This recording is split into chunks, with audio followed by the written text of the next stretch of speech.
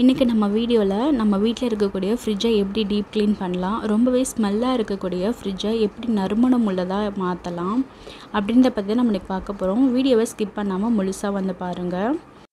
So என்னோடய fridge வந்து நான் இன்றைக்கி டீப் க்ளீன் தான் பண்ண போகிறேன். ஸோ ரொம்ப நம்மளோடது வந்து க்ளீன் பண்ணாமல் விட்டுட்டோம் அப்படின்னா நம்மளோட ஃப்ரிட்ஜில் வந்து அதிகமாக வந்து பேட் ஸ்மெல் வரும். ஸோ அந்த பேட் ஸ்மெல் எல்லாத்தையுமே நீக்கிறதுக்கு நம்ம வீட்டில் யூஸ் பண்ணக்கூடிய ஒரு பொருளை தான் நம்ம யூஸ் பண்ண போகிறோம். அது என்னென்னு பார்த்திங்கன்னா இந்த கற்பூரம். இந்த கற்பூரம் வந்து இன்ஸ்டண்ட்டாகவே உங்களோட ஃப்ரிட்ஜில் இருக்கக்கூடிய பேட் ஸ்மெல் எல்லாத்தையுமே ரிமூவ் பண்ணிவிடும். அதுக்கு வந்து ஒரு பவுல் எடுத்துக்கோங்க, தேவையான அளவுக்கு தண்ணி சேர்த்துக்கோங்க. தண்ணி சேர்த்துட்டு நம்ம இந்த கற்பூரத்தை நல்லா இந்த மாதிரி தூளாக நுணுக்கி போட்டுக்கலாம். நெக்ஸ்ட்டு வந்து இது நல்லா மிக்ஸ் பண்ணிக்கோங்க. மிக்ஸ் பண்ணதுக்கப்புறமா இது வந்து ஒரு ஸ்ப்ரே பாட்டிலில் வந்து மாற்றிக்கலாம். உங்கள்கிட்ட ஸ்ப்ரே பாட்டில் இல்லை அப்படின்னாக்கா இந்த மாதிரி ஜூஸ் பாட்டிலில் மூடியில் வந்து ஹோல்ஸ் போட்டுட்டு நீங்கள் வந்து இது ஒரு ஸ்ப்ரே பாட்டிலாக நீங்கள் வந்து யூஸ் பண்ணிக்கலாம். ஸோ இப்போ நம்ம வந்து லிக்விட் ரெடி பண்ணிட்டோம். நெக்ஸ்ட் வந்து பேக்கிங் சோடாவை இந்த மாதிரி ஒரு டீ ஃபில்டரில் வந்து போட்டுட்டு எல்லா பக்கமும் இந்த மாதிரி ஸ்ப்ரெட் பண்ணிக்கோங்க. ஸோ உங்கள்கிட்ட டீ ஃபில்டரில் தான் பண்ணணும் அப்படின்றது கிடையாது. ஸோ நீங்கள் கையில் கூட போடலாம். நம்ம கையில் போடும்போது ஒரே இடத்துல நிறையா பேக்கிங் சோடா போட்டுருவோம். ஸோ இந்த மாதிரி டீ ஃபில்டரை வச்சு நம்ம பண்ணும்போது எல்லா பக்கமும் ஈவனாக இருக்கும். அதே மாதிரி அதில் எதுவும் கட்டிகள் இருந்தால் கூட நம்மளோட ஃபில்டர்லேயே அது வந்து ஸ்டோர் ஆகிடும். அதுக்காக தான். ஸோ இந்த மாதிரி எல்லா பக்கமும் பேக்கிங் சோடாவை ஸ்ப்ரெட் பண்ணிக்கலாம். நெக்ஸ்ட் வந்து நம்ம ரெடி பண்ணி வச்சுருக்கக்கூடிய அந்த கற்பூரம் தண்ணியை வந்து எல்லா பக்கமும் ஸ்ப்ரே பண்ணிக்கலாம்.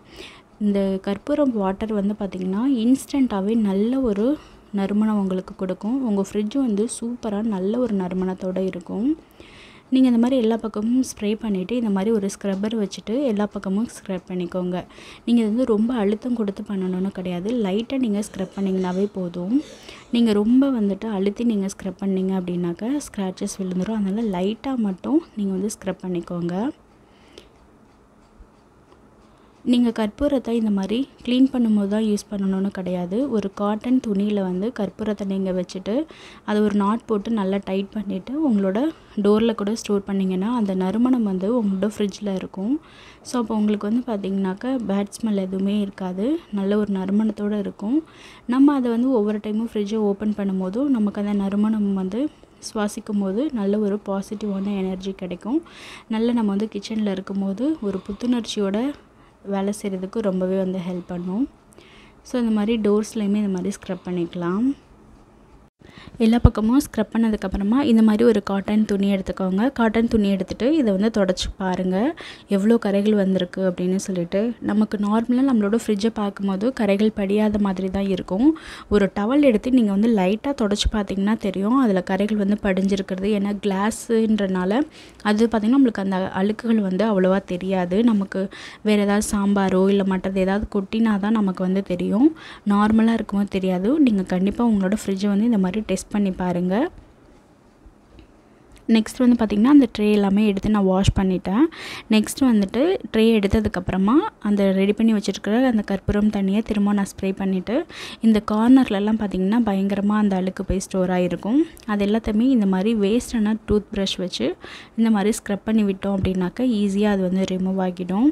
நம்ம மற்ற இடத்த நம்ம க்ளீன் பண்ணுறதை விட நம்ம ஃப்ரிட்ஜை க்ளீன் பண்ணுறதுக்கு வந்து கம்மியான டைம் தான் எடுத்துக்கும். ஏன்னா இதில் கரைகள் படிஞ்சிருந்தாலும் அதை நம்ம வந்து லைட்டாக ஒரு ஸ்க்ரப் பண்ணாவே போதும், அந்த கரைகள் வந்து ரிமூவ் ஆகிடும். ஸோ நம்ம எல்லா வேலைகளையும் விட இதை நம்ம சீக்கிரமாகவே க்ளீன் பண்ணிடலாம். எனக்கு வந்து பார்த்திங்கன்னா டோட்டலாக ஒரு 10 மினிட்ஸ் தான் ஆயிருக்கும். சீக்கிரமாகவே டக்குன்னு நான் வந்து க்ளீன் பண்ணிட்டேன்.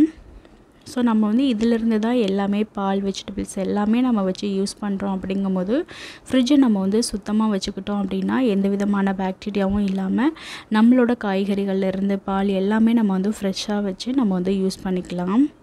ஸோ இந்த மாதிரி டூத் ப்ரஷ் வச்சு எல்லாத்தையும் ஸ்க்ரப் பண்ணியாச்சு. இப்போ நெக்ஸ்ட் பாருங்கள், டோர்லையுமே நம்ம ஆட் பண்ணியிருக்கக்கூடிய அந்த பேக்கிங் சோடா என்ன ஆகுன்னா ஒரு ஸ்க்ரப்பர் மாதிரி இருந்து நம்மளோட கரைகள் எல்லாமே ரிமூவ் பண்ணி கொடுத்துரும். ப்ரஷ் வச்சு எல்லா பக்கமும் ஸ்க்ரப் பண்ணதுக்கப்புறமா இந்த மாதிரி ஒரு காட்டன் துணி எடுத்து எல்லா பக்கமும் இந்த மாதிரி ஃபஸ்ட்டு தொடச்சி எடுத்துக்கோங்க. நீங்கள் தண்ணி ஊற்றிலாம் நீங்கள் வாஷ் பண்ணக்கூடாது. ஸோ ஃபஸ்ட்டு ட்ரையான கிளாத் வச்சு எல்லா பக்கமும் தொடச்சி எடுத்துக்கோங்க. அதுக்கப்புறமா தண்ணியில் நல்லா அதை நனைச்சிட்டு புழிஞ்சிட்டு அதை வந்து நல்லா எல்லா பக்கமும் இந்த மாதிரி தொடச்சி எடுத்திங்கனாவே உங்களோட ஃப்ரிட்ஜ் வந்து புதுசு மாதிரி நல்லா பளபளன்னு பளிச்சுன்னு வந்து மாறிடும். நல்ல புது ஃப்ரிட்ஜ் மாதிரியே உங்களுக்கு வந்து மாறிடும். ஸோ இதை வந்து வீக்லி ஒன்ஸ் அந்த மாதிரி செஞ்சிங்கனாவே போதும். நெக்ஸ்ட் வந்து பார்த்திங்கனாக்கா நம்மளோட ஃப்ரிட்ஜில் இருக்கக்கூடிய சைடில் வந்து அந்த ரப்பர் மாதிரி கொடுத்துருப்பாங்க இல்லையா, அதிலலாம் ரொம்ப கரைகள் படிஞ்சிருக்கும். இந்த மாதிரி அழுக்குகள் படியும்போது அதில் வந்து கரப்பான்பூச்சி அந்த மாதிரி பூச்சிகள்லாம் போகிறதுக்கு நிறைய வாய்ப்பு இருக்குது. அந்த இடத்துலையுமே நம்ம ரெடி பண்ணி வச்சுருக்க அந்த கற்பூர தண்ணிங்க ஸ்ப்ரே பண்ணிவிட்டு இந்த மாதிரி ஒரு டூத் ப்ரஷ் வச்சு நீங்கள் அதை க்ளீன் பண்ணிட்டீங்க அப்படின்னாவே அங்கே இருக்க கரைகள் எல்லாமே வந்து ரிமூவ் ஆகிடும். நீங்கள் வீக்லி ஒன்ஸ் அந்த மாதிரி கற்பூர தண்ணியை வந்து ரெடி பண்ணிவிட்டு ஸ்ப்ரே பண்ணிக்கோங்க. அந்த மாதிரி நீங்கள் ஸ்ப்ரே பண்ணி வைக்கும்போது ஃப்ரிட்ஜும் நல்ல வாசனையாக இருக்கும். அதே மாதிரி அந்த இடத்துல கரப்பான்பூச்சிகள் எதுவுமே வராமல் உங்களுக்கு இருக்கும். ஸோ நல்லா அந்த மாதிரி ஸ்க்ரப் பண்ணினதுக்கப்புறமா ஒரு காட்டன் துணி வச்சு நல்லா அதை வந்து தொடச்சி விட்டுக்கோங்க. நம்மளோட ஃப்ரிட்ஜில் இருக்கக்கூடிய டோரையுமே நம்ம வந்து க்ளீன் பண்ணலாம். அதுக்குமே நான் இன்றைக்கி வந்து அந்த கற்பூரம் தண்ணி ரெடி பண்ணதை தான் நான் யூஸ் பண்ணியிருக்கேன். இந்த டோரோட இந்த சைடில் பார்த்திங்கன்னா நல்லா கரைகள் வந்து படிஞ்சிருக்கும்.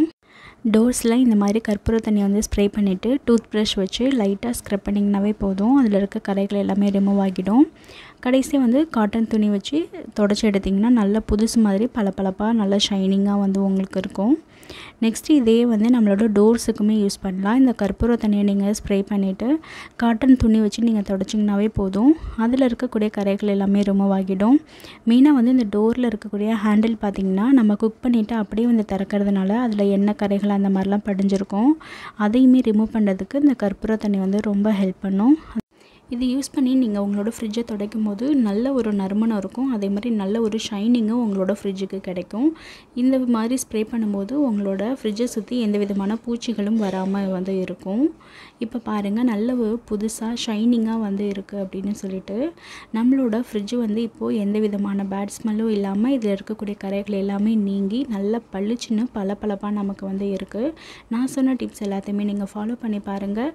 எப்படி இருந்துச்சு அப்படின்னு சொல்லிட்டு கமெண்ட் செக்ஷனில் கமெண்ட் பண்ணுங்கள். உங்கள் ஃப்ரெண்ட்ஸ் அண்ட் ஃபேமிலிக்கும் ஷேர் பண்ணுங்கள். இதே மாதிரி இன்னும் நிறைய வீடியோஸ் நீங்கள் பார்க்கணும் அப்படின்னா ஜெய் அண்ட் ஜோஸ் கிச்சனை லைக், ஷேர், சப்ஸ்கிரைப் பண்ணுங்கள். கூடவே இருக்கிற பெல் ஐக்கான் கிளிக் பண்ணுங்கள்.